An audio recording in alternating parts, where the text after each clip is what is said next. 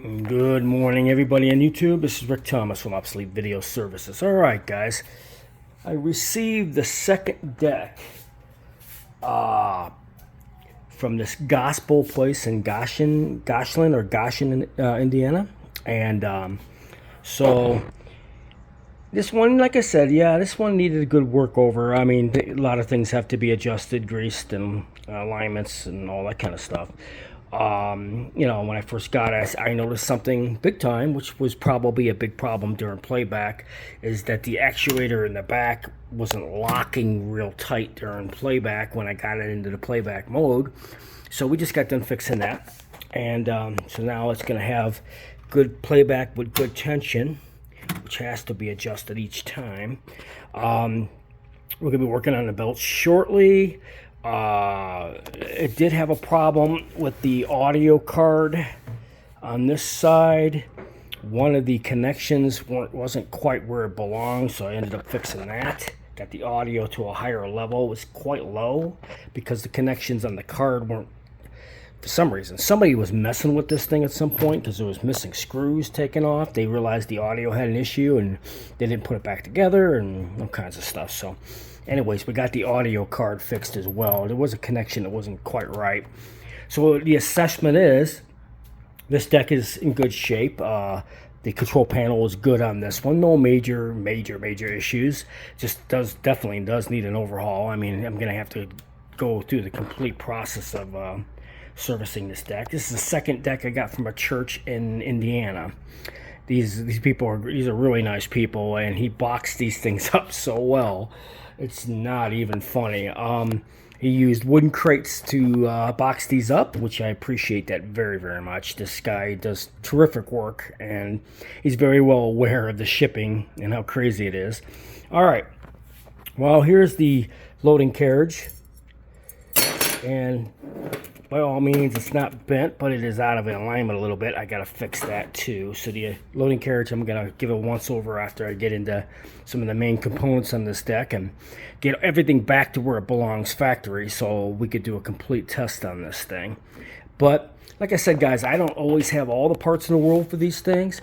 If you got these machines, by all means, I want to point this out today.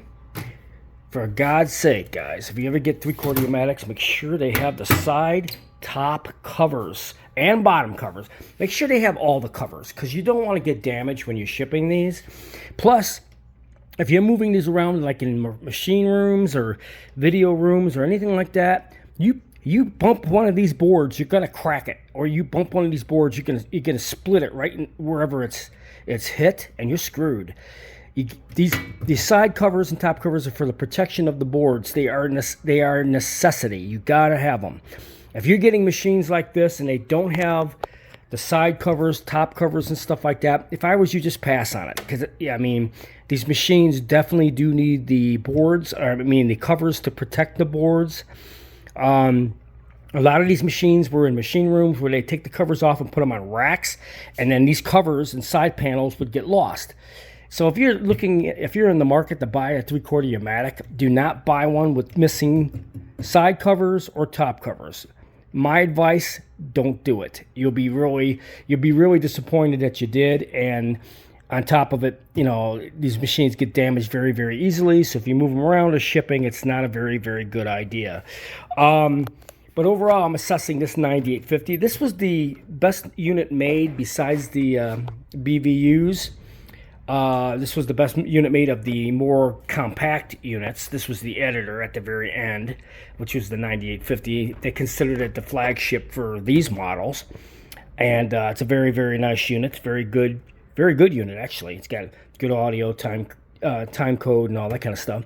A very nice unit. But like I said, there's a lot of mechanisms in here, and I go through everything to make sure everything is going to play back and engage properly, and most of these decks do not do that.